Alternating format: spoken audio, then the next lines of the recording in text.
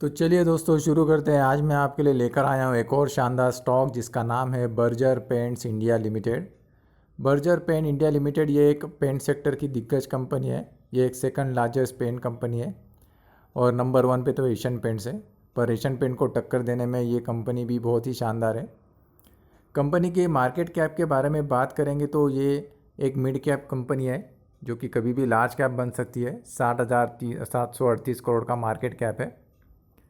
Current price की बात करेंगे तो 521 का करंट प्राइस चल रहा है अभी। स्टॉक ने हाई लगाया था 680 रुपये का और लो है 501 रुपये। स्टॉक का पी अभी 53.6 का है।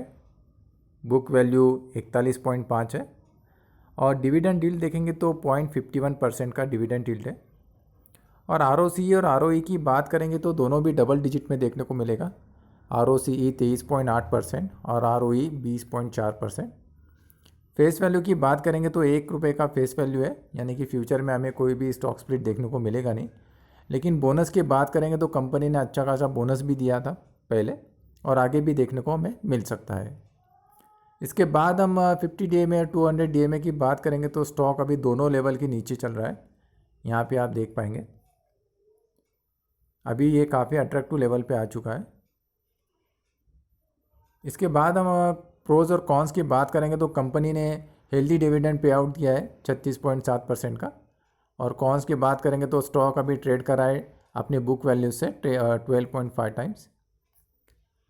पीयर्स की बात करेंगे तो बर्जर पेंट देखेंगे तो कंपेयर टू अदर कंपनी इसका पी अभी रिजनेबल पे आगे मतलब रिजनेबल लेवल पे आ चुका है। एशियन पे भी अभी अट्रैक्टिव लेवल पर है।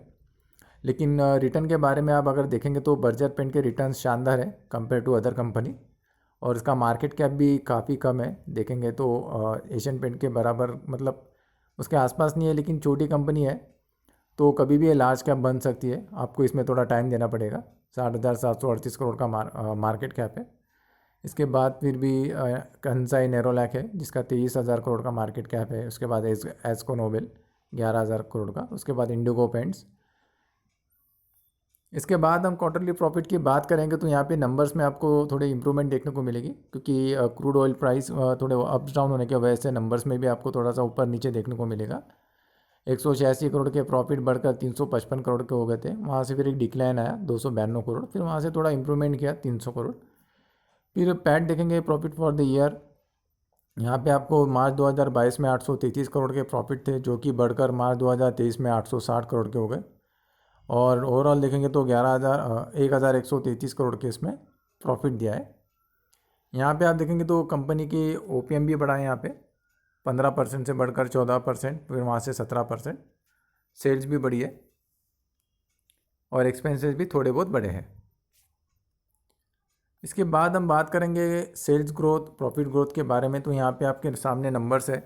सेल्स ग्रोथ देखेंगे तो 3 साल में 18%, 5 साल में 15% और 10 साल में 13%। प्रॉफिट ग्रोथ की बात करेंगे तो यहाँ पे भी डबल डिजिट है। 3 साल में 10%, 5 साल में 14% और 10 साल में 15%। स्टॉक प्राइस CAGR की बात करेंगे तो 1 साल में -1%, 3 साल में -5%, 5 ईयर्स में 14% और 10 साल में 22% का CAGR रिटर्न दिया है। रिटर्न ऑन इक्विटी की बात करेंगे तो 3 साल में 22%, 5 साल में 22% और 10 साल में 23%। तो ओवरऑल आप चारों सेगमेंट में देखेंगे तो कंपनी ने डबल डिजिट में ही दिया है। बस स्टॉक प्राइस CAGR में थोड़ा सा कमजोरी हमें देखने को मिल रही है, लेकिन आगे जाके भी वो कवर हो जाएगी। इसके बाद हम बैलेंस शीट की बात करेंगे तो कंपनी के पास अच्छा खासा बैलेंस है, रिजर्व है, जो कि आपको इम्प्रूवमेंट देखने को मिल रही है। यहाँ पे भी 3,830 के रिजर्व थे मार्च 2022 में, वहाँ से बढ़कर 4,397 करोड़ हो चुका है मार्च 2023 में। और सितंबर 2023 तक कंपनी के पास 4,725 करोड़ के रिजर्व है। बोरोइंग की बात करेंगे तो जो कि ना की बराबर है। 1,014 करोड़ के बोरोइंग्स थे, वहाँ से थोड़े बहुत बढ़े 1,189 करोड़, फिर वहाँ से 1,154 करोड़। तो रिजर्व के सामने बोरोइंग ना के बराबर है। शेयर होल्डिंग पैटर्न की बात करेंगे तो यहाँ हम देखेंगे तो प्रमोटर के पास 74.99 लगभग 75% के स्टेक है। FIS के पास में 10.67% के स्टेक है। DIS के पास में 5.17% के स्टेक है और पब्लिक के पास में 9.17%। यहाँ अगर आप देखेंगे तो प्रोमोटर ने यहाँ पे थोड़ी बहुत माल को अपने ट्रिम किया है 10.68% से कम होकर 10.66%। लेकिन DIS ने यहाँ पे माल मतलब माल खरीदा है, एक्यूमुलेट किया है। 4.67% से बढ़कर अभी 5.17% हो चुका है। और पब्लिक से माल थोड़ा कम किया गया है, ट्रिम किया है, पब्लिक ने माल बेचा है यहाँ पे। यहाँ पे आप देखेंगे 9.65% से कम होकर अभी 9.17% है। तो गिरावट में इसका फ़ायदा FIS DIS ले रहे हैं और पब्लिक अपना माल बेच के निकल रही है।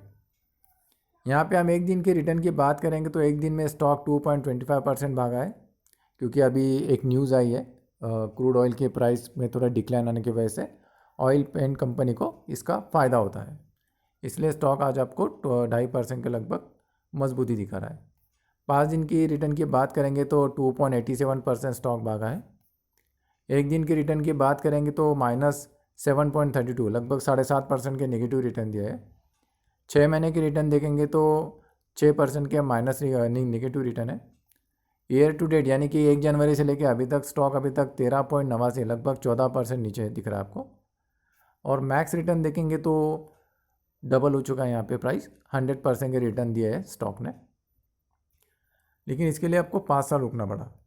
ठीक है, अगर हम ओवरऑल रिकॉर्ड देखेंगे तो कंपनी ने शानदार रिटर्न दिया अपने शेयर होल्डर को, 36,011% के रिटर्न निकाल के दिए अपने शेयर होल्डर्स को। तो ये लॉन्ग टर्म में आपको जितना आप पेशेंस रखेंगे, जितना होल्ड करेंगे, आपको काफ़ी अप्स डाउन देखने को मिलेंगे, लेकिन अगर आप अपना पेशेंसली आप बने रहेंगे, कंपनी के बिजनेस पे भरोसा रखेंगे, तो ये शानदार रिटर्न आपको देखने को मिलेंगे। यहाँ पे आप देखेंगे तो कोरोना के समय में ये स्टॉक बहुत ही नीचे आ गया था, 300 साढ़े 300 के आसपास। उसके बाद में जो इसने रिकवरी ली तो स्टॉक 13 मार्च 2020 से लेकर 6 मार्च 2021 मतलब 1 साल के अंदर स्टॉक 80% भाग गया था। वो अलग बात है कि बाकी और भी कंपनी भागी थी, लेकिन ये कंपनी के मतलब ये जो जिस लेवल पे ये भागा है वो काफ़ी शानदार बात थी। इसके बाद अभी स्टॉक अपने कंसोलिडेट जोन पर है, अभी भी स्टॉक अपने हाई का जो प्राइस अभी तक ब्रेक किया नहीं है, लेकिन कभी भी ये ब्रेक कर सकता है, इम्प्रूवमेंट अभी शुरू हो चुके हैं। इसके बाद हम देखेंगे ये स्टॉक अभी भी अपने हाई से 28.25% डाउन है। तो अगर आपको इस स्टॉक में एडिशन करना है, अगर इस स्टॉक को आपको एक्यूमुलेट करना है, तो अभी भी आप इसमें इम्प्रूवमेंट मतलब आप एडिशन कर सकते हो, स्टॉक को बाइंग जोन पे ले सकते हो। 520 का भी प्राइस चल रहा है, तो आप अगर ये स्टॉक 500 के नीचे अगर आपको दिखता है तो आप इसमें बाइंग करना स्टार्ट कर सकते हो धीरे धीरे 5% 10% अपने रिस्क एपिटाइल के हिसाब से।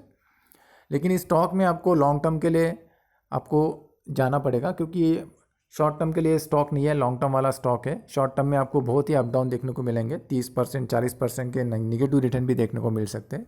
तो उसके लिए भी आपको तैयार रहना पड़ेगा। ऐसा नहीं कि आपने स्टॉक ले लिया, आप बोलेंगे 6 महीने में मेरा स्टॉक भागना चाहिए, तो वैसा नहीं है। ये स्टॉक मार्केट है, बिजनेस में कम ज़्यादा हो सकता है, ठीक है। लेकिन आपको अगर आपको कंपनी के बिजनेस पे भरोसा है तो फिर कोई टेंशन लेने की आपको बात नहीं है, आप आराम से स्टॉक को लेकर लॉन्ग टर्म के लिए रख सकते हो। ये स्टॉक 3 साल 5 साल 10 साल वाला स्टॉक है, आप इसे लेकर भूल जाइए, ताकि इसको शानदार रिटर्न 4 डिजिट CAGR रिटर्न आपको देखने को मिलेगा, जैसे 13,000 36,000। अगर नहीं आप उतना पकड़ सकते हो तो आप 5-10 हज़ार तो एक्सपेक्ट बिल्कुल कर सकते हो। ये स्टॉक में उतना पोटेंशियल है, क्योंकि कंपनी का बिजनेस भी अच्छा है, मार्केट भी काफ़ी शानदार है बर्जर पेंट का। इसके बाद आप कंपनी के मैनेजमेंट भी अच्छा है, और जैसे जैसे क्रूड प्राइस नीचे जाएगा तो इसका फ़ायदा डायरेक्टली पेंट्स कंपनी को होगा, ठीक है। तो जैसे कंपनी अपने अच्छे नंबर पेश करेगी, आपको प्राइस में पैट में सेल्स ग्रोथ देखने को मिलेगी, जैसे कि अब हम देख भी रहे हैं। जैसे जैसे और अच्छे नंबर पेश करेगी कंपनी, तो स्टॉक रॉकेट की तरह आगे भाग सकता है। अभी भी बाइंग जोन पर है, अगर आपको लेना है तो अपने रिस्क कैपिटल के हिसाब से अपने फाइनेंशियल एडवाइज़र की सलाह ज़रूर लें और फिर इन्वेस्ट करें, पर 5 साल से 10 साल तक इसको आपको होल्ड करना पड़ेगा, ठीक है। वीडियो अगर अच्छी लगी है तो लाइक कीजिए, शेयर कीजिए, और मिलते हैं अगली वीडियो और नई इन्फॉर्मेशन के साथ में। Thank you.